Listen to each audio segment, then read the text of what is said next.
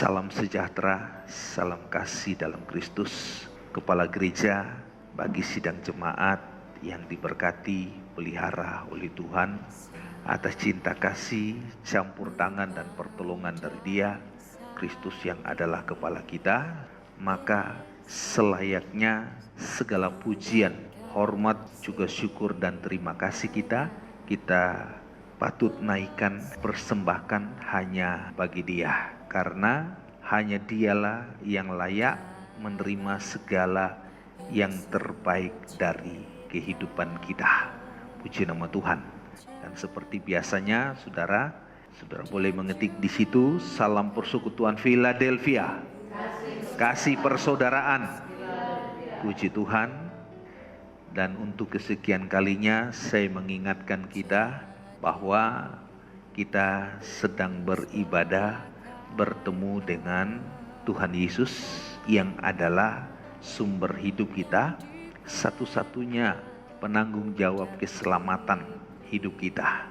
Maka dari itu, seperti biasa saya mengingatkan bahwa kita bertemu dengan Tuhan Yesus perlu dan sangat perlu dengan pakaian busana yang sopan dan rapi, bukan pakaian rumahan, bukan pakaian pasaran. Kita tidak ke pasar pulang lantas ikut live streaming, sebab kita sedang beribadah sekalipun dalam bentuk live streaming, tetapi kita sedang beribadah dan bertemu dengan Tuhan Yesus. Selayaknya kita harus berbusana yang sopan, ya. Puji Tuhan. Baik saudara, saya akan kembali kepada firman Tuhan untuk kita menikmati kelimpahan firman Tuhan. Puji Tuhan. Mari saudara, saya mengajak kita membuka dan membaca di dalam suratan 1 Yohanes pasal 3. 1 Yohanes pasal yang ketiga, ayat 1, ayat 2. Saya ulangi pembacaan kita sore ini dari suratan 1 Yohanes pasal 3 ayat 1 dan ayat yang kedua. Silakan dibaca. Lihatlah betapa besarnya kasih yang dikaruniakan Bapa kepada kita. Betapa besarnya kasih yang dikaruniakan Bapa kepada kita. Terus Sehingga kita disebut anak-anak Allah. Kita disebut anak-anak Allah. Jadi kasih karunia Allah yang besar, atau kasih karunia dari Bapa kita yang begitu besar, saudara, sehingga kita dijadikan sebagai anak-anak Allah. Betapa berterima kasih dan betapa bersyukur karena kita sebagai anak-anak Allah dijadikan oleh Dia, Bapa kita. Haleluya. Berarti kita mempunyai Allah yang disebut Bapa, atau Bapa yang disebut Allah. Dan kita ini adalah anak-anak Allah. Puji Tuhan. Sekali lagi ayat 3. Perhatikan. Lihatlah. Terus. Betapa besarnya kasih yang dikaruniakan Bapa kepada kita. Betapa besarnya kasih yang dikaruniakan Bapa kepada kita. Terus. Sehingga kita disebut anak-anak Allah. Kita disebut anak-anak Allah. Terus perhatikan. Dan memang kita adalah anak-anak Allah. Kita adalah anak-anak Allah. Saya memberi tema judul pada sore ini, itulah anak-anak Allah. Puji Tuhan. Dan anak-anak Allah ini, hasil menjadi anak-anak Allah itu dari dasarnya adalah kasih karunia, dijadikan sebagai anak-anak Allah. Lanjut, perhatikan. Karena itu dunia tidak mengenal kita. Karena itu yang namanya anak-anak Allah, dunia tidak kenal sama anak-anak Allah. Sekali lagi. Karena itu dunia tidak mengenal kita. Dunia tidak mengenal kita, anak-anak Allah. Terus. Sebab dunia tidak mengenal Dia. Karena dunia juga tidak mengenal Bapa kita, itulah Allah. Sehingga sebagai anak-anak Allah kita tidak mengenal dunia. Pertanyaannya, kita hidup di dalam dunia. Bagaimana mungkin untuk tidak mengenal dunia? Sementara kita buka mata ada di dunia. Tapi yang menjadi masalah, jangan sampai kita hidup di dunia, namun kita mengenal dan kita tahu semua pola kehidupan dunia. Ini yang repot, saudara. Boleh boleh tinggal di dunia karena kita memang lahir di dunia. Tetapi jangan sampai pola hidup dunia itu melekat pada hidup kita. Karena kita mengenal sistem hidup dunia. Ini bahaya, saudara. Itu sebabnya Tuhan inginkan agar sebagai anak-anak Allah jangan sampai kita mengenal dunia. Kalau kenal dunia ini repot. Kenal dunia berarti ada banyak hal di dalam dunia. Tidak heran kalau anak-anak Allah suka dengar, suka nyanyi yang lagu-lagu dunia. Karena saudara mengenal dunia. Padahal tantangannya sebagai anak-anak Allah tak boleh mengenal dunia, apalagi hidup dalam pola dunia, apalagi praktek hidupnya adalah praktek hidup sistem duniawi. Ini sama dengan tidak menghargai kasih karunia Allah atau Bapa kita yang telah menjadikan kita sebagai anak-anak Allah. Haleluya. Ayat 2 kita tambah, perhatikan. Saudara-saudaraku. Saudara-saudaraku. Ya, perhatikan. Yang kekasih. Sekarang kita adalah anak-anak Allah. Amin. Sekarang kita adalah anak-anak Allah, diberi kasih karunia untuk menjadi anak-anak Allah, dan sekarang kita adalah anak-anak Allah. Puji Tuhan. Terus, tetapi belum nyata. Iya. Apa keadaan kita kelak? Nah, belum jelas nanti seperti apa ini anak-anak Allah. Karena tantangannya masih ada. Dunia. Puji Tuhan. Terus lanjut. Akan tetapi perhatikan. Kita tahu bahwa apabila Kristus menyatakan dirinya, terus kita akan menjadi satu. Kita akan menjadi, sekali lagi, kita akan menjadi sama seperti Dia. Kita akan menjadi sama seperti Dia. Anak-anak Allah akan menjadi sama dengan anak Allah. Tidak ada beda. Sama dalam hal apa? Tapi yang jelas kita menjadi anak-anak Allah yang nanti satu kelak menjadi sama dengan Dia, anak Allah.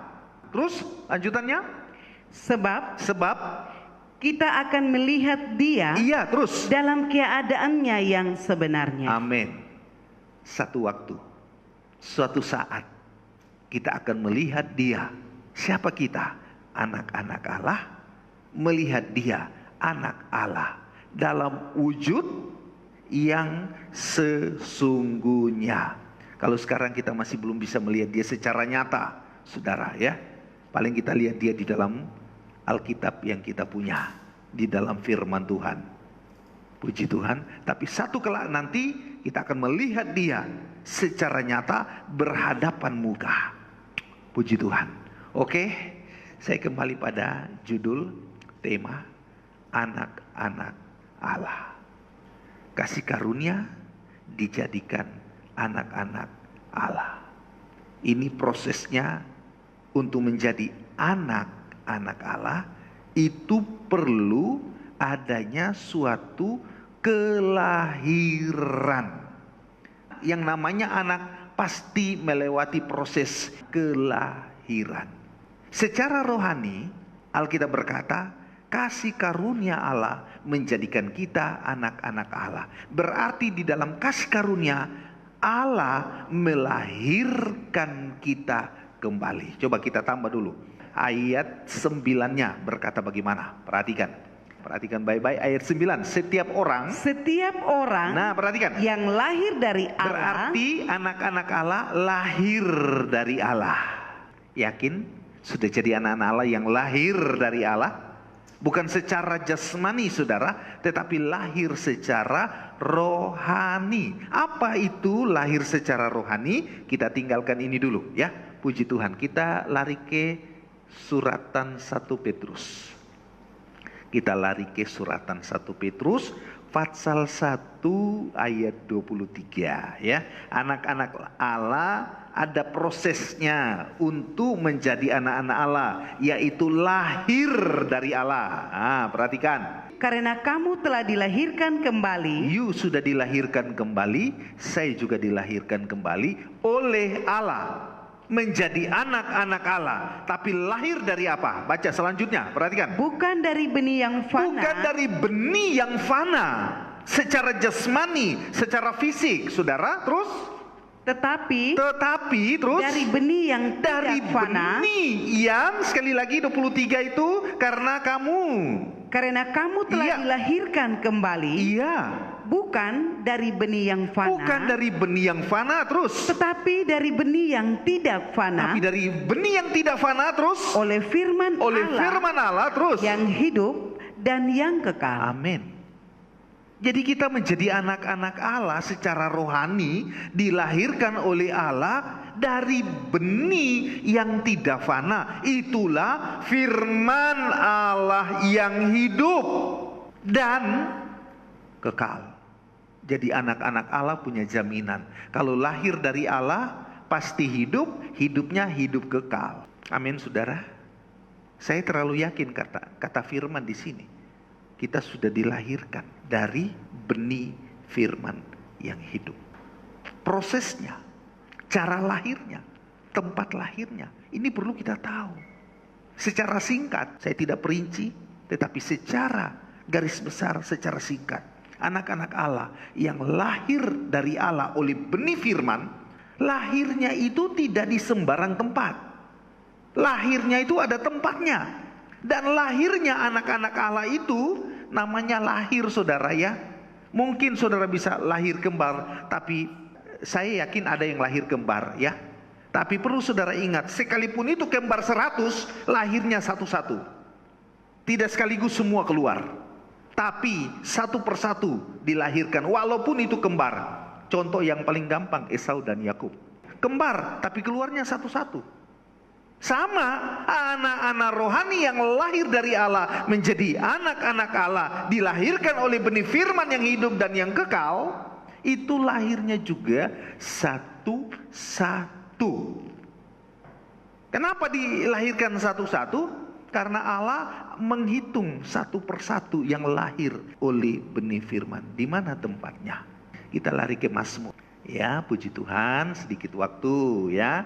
Pendahuluannya untuk kita lebih ke dalam, puji Tuhan. Haleluya. Mazmur 87. Pelan-pelan saudara sudah dapat semua. Mari kita perhatikan Mazmur 87. Ya. Lahir dari Allah, tempatnya di mana? Kita baca Mazmur 87 ayat 5. Kita mulai baca. Perhatikan. Tetapi tentang Sion dikatakan. Perhatikan. Seorang demi seorang. Satu demi satu. Seorang demi seorang. Tentang Sion loh ini saudara. Seorang demi seorang, terus dilahirkan di dalamnya. Dilahirkan di dalamnya. Kalau kita dilahirkan oleh Allah lewat benih firman, satu demi satu, lahir di mana? Lahirnya di Sion. Di dalam Sion. Apa itu Sion? Coba kita baca dulu, selesai ayat 5 sekali lagi ya. Perhatikan. Tetapi tentang Sion dikatakan, perhatikan. Seorang demi seorang. Seorang demi seorang, satu persatu, satu demi satu. Terus dilahirkan di dalamnya. Perhatikan, dan dia yang maha tinggi terus menegakkannya. Perhatikan ayat 6. Tuhan menghitung pada waktu mencatat bangsa-bangsa. Terus ini dilahirkan di sana. Berarti setiap orang yang lahir di Sion itu tercatat satu demi satu. Hari ini si A lahir, dicatat namanya si A. Besok si B lahir, dicatat namanya si B. Luar biasa. Lahir baru oleh benih firman pasti tercatat. Kalau kita sinkronkan dengan Yohanes 10, kita bagaikan domba-domba yang namanya tercatat di dalam buku kehidupan saudara. Apa itu Sion? Kenapa harus di Sion? Kalau suruh baca dalam Yesaya pasal yang kedua, ayat yang ketiga. Sion itu tempat di mana Allah itu ada. Sion itu tempat di mana Allah memberitahukan jalan-jalannya Allah. Sion itu tempat di mana keluarnya pengajaran firman. Jadi kalau kita lahir di Sion oleh benih firman, berarti kita lahir oleh benih pengajaran firman yang hidup. Dan setiap orang yang lahir di dalamnya tercatat sebagai anak-anak Allah. Ini penting, saudara. Ada dua hal penting yang perlu kita perhatikan. Sebagai anak-anak Allah, yang perlu diperhatikan, lahir di Sion, lahir oleh benih pengajaran firman, ada dua hal penting yang perlu diperhatikan untuk dipraktekan. Yang pertama, kita baca di dalam Yehezkel 16, saudara. Puji Tuhan. Yehezkel pasal 16. Ya, kita mulai baca dari ayat 4-nya. Bagaimana kata firman? Haleluya. Kelahiranmu begini. Kelahiranmu begini. Perhatikan. Waktu engkau dilahirkan. Waktu engkau dilahirkan, terus Pusatmu iya, tidak dipotong. pusatmu tidak dipotong. Waktu engkau lahir, pusatmu tidak dipotong. Sudah lahir bagus oleh benih pengajaran firman, tapi pusatnya tidak dipotong. Haleluya. Terus baca lagi sekali ayat 4-nya. Kelahiranmu begini. Iya. Waktu engkau dilahirkan. Waktu engkau dilahirkan, terus Pusatmu tidak dipotong. pusatmu tidak dipotong. Dan engkau tidak dibasuh dengan air. Engkau tidak dibasuh dengan air. Terus Supaya bersih. agar bersih. Jadi sudah tidak dipotong, pusatnya tidak dibersihkan lagi. Wah, darah-darah kotor dan segala macam itu menempel pada tubuhnya. Haleluya. Terus selanjutnya Juga dengan garam pun engkau tidak digosok engkau tidak digosok. Terus atau dibendungi iya, dengan lampin. telanjang kata lainnya, saudara. Tidak ditutup dengan lamping, tidak digosok dengan garam, tidak dibersihkan dengan air, dan yang paling penting lagi, tak kalah pentingnya, yaitu pusatnya tidak dipotong. Jadi begitu terus, saudara. Pertumbuhannya yang lahir itu, saudara, pertumbuhannya makin besar, makin besar, sudah bagus, kelihatan dewasa, tapi tali pusatnya tidak dipotong. Ayat 5 kita tambah. Tidak seorang pun Terus merasa sayang kepadamu, terus sehingga diperbuatnya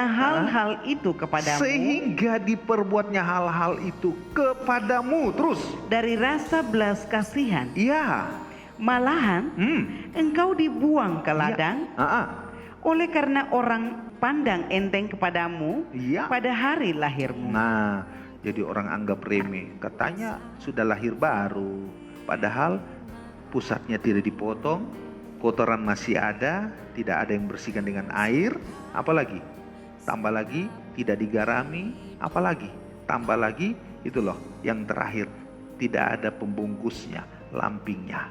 Haleluya. Yesus lahir ada lampingnya, dia dibungkus dengan lamping, saudara.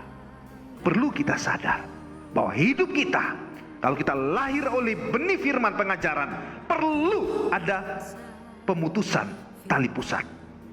Ini menyangkut bangsa Israel, atau secara khusus menyangkut Yerusalem yang lahirnya di Mesir, tapi tidak diputuskan tali pusatnya. Mereka keluar dari Mesir mengikuti perjalanan menuju Kanaan, tetapi tali pusat tidak dipotong. Itu artinya sudah lahir baru oleh benih firman, kelihatannya baru bagus oleh firman, kita dilahirkan, tapi terikat dengan keadaan hidup Mesir. Itu pertama. Tetapi yang kedua, terikat dengan pola hidup daging, saudara. Kehidupan lama terikat dengan hidup kita karena tidak diputuskan tali pusatnya. Dan ini panjang lebar. Kalau kita berbicara tentang tali pusat, itu panjang karena pusat itu talinya terlingkar-lingkar di dalam, saudara. Perlu kita sadari itu. Sehingga setiap kita yang menjadi anak-anak Allah, lahirnya bagus oleh benih firman, lahirnya juga di Sion, tapi sayangnya tali pusat masih tetap melekat pada pusat kita, tidak terpotong.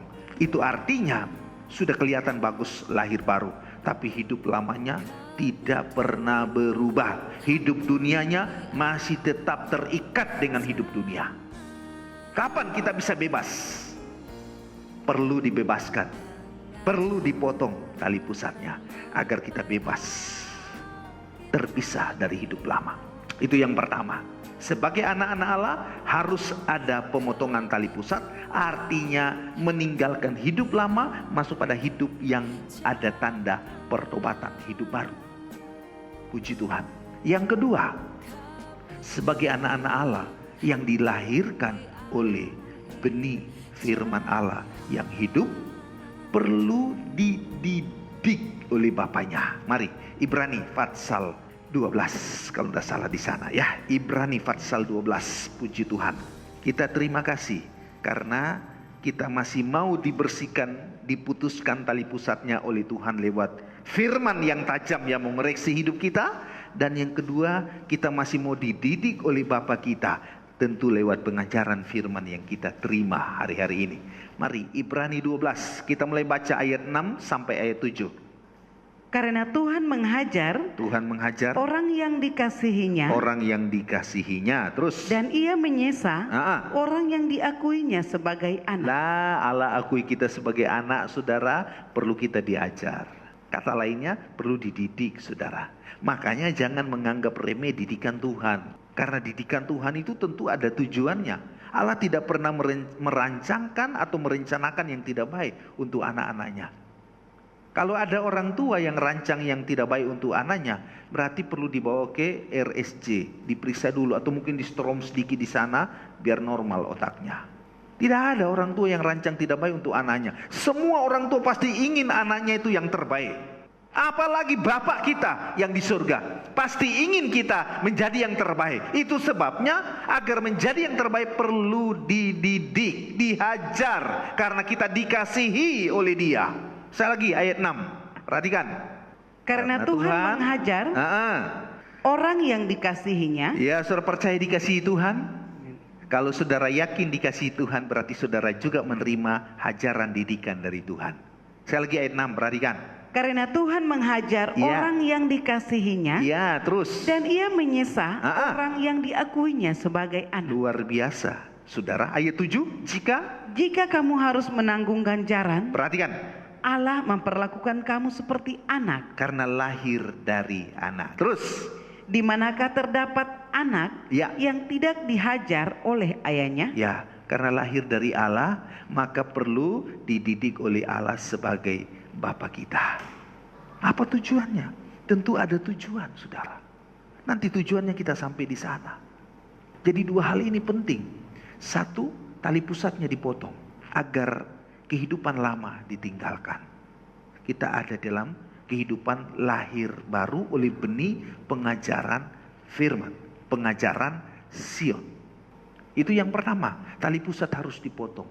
Yang kedua, harus rela untuk dididik oleh Allah sebagai Bapa kita. Jadi kalau firman mendidik kita, firman menegur kita, saudara, ada teguran keras mungkin dari hamba Tuhan yang kita di mana digembalakan, atau mungkin dari firman yang disampaikan, perlu kita sadar karena kita dikasihi Tuhan sebagai anak-anaknya, makanya perlu dididik, saudara.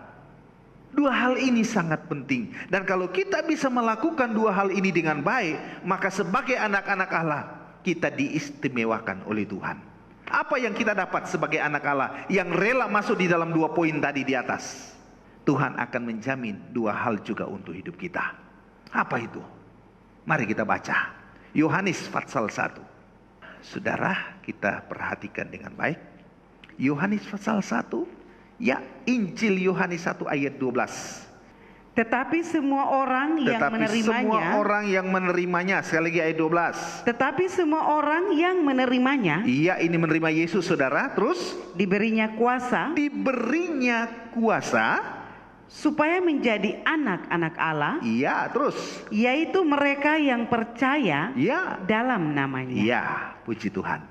Semua orang yang menerimanya, itulah Yesus, diberi kuasa supaya menjadi anak-anak Allah.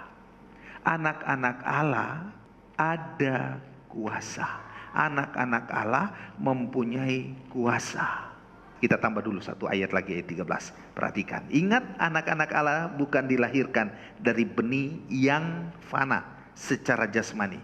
Saya berbicara konteks rohani. Ayat 13, perhatikan. Orang-orang yang diperanakan, iya, anak-anak Allah adalah orang-orang yang diperanakan, terus bukan dari darah, terus atau dari daging, terus bukan pula secara jasmani, terus oleh keinginan seorang laki-laki, perhatikan, melainkan dari Allah. Anak-anak Allah lahir dari Allah, dari benih firman, bukan secara jasmani, saudara. Maka anak-anak Allah diberi kuasa supaya menjadi anak-anak Allah. Makanya saya katakan kembali lagi, anak-anak Allah mempunyai kuasa. Yakin punya kuasa, saudara? Dalam bahasa Yunani, kata kuasa di sini diterjemahkan exousia. Exousia itu artinya hak milik. Bahasa Inggris mengatakan authority, punya otoritas, hak milik. Apa itu hak miliknya?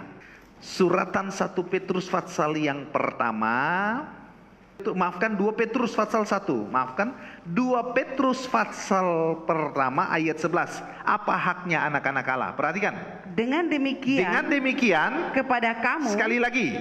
Dengan demikian kepada kamu. Iya, coba bisa dibaca. Dengan demikian kepada saya, ditambahkan anak-anak Allah, terus ulang sekali lagi.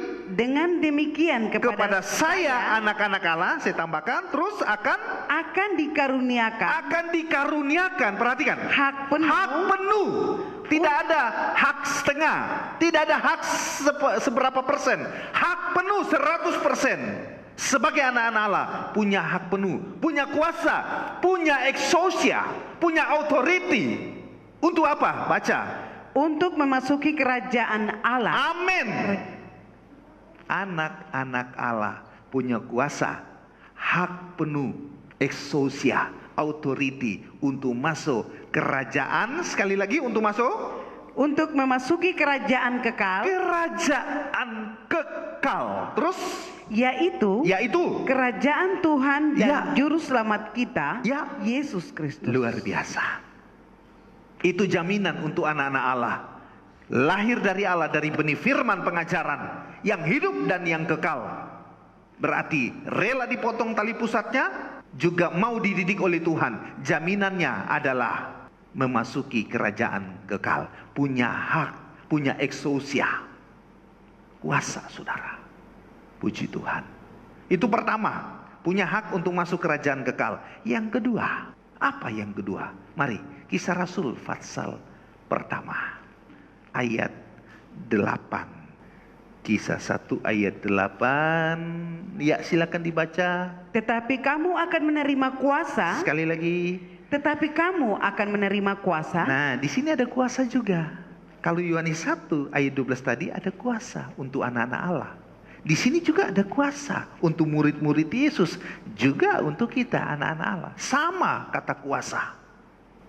Kuasa di dalam Yohanes 1 tadi itu exousia, hak, otoritas untuk masuk kerajaan kekal. Kalau di dalam Kisah Rasul pasal 1 ayat 8 tidak menggunakan exousia, tapi menggunakan dunamis atau dinamis. Sekali lagi, dalam Kisah Rasul pasal 1 ayat 8 menggunakan kata kuasa itu menggunakan kata dinamis atau dunamis.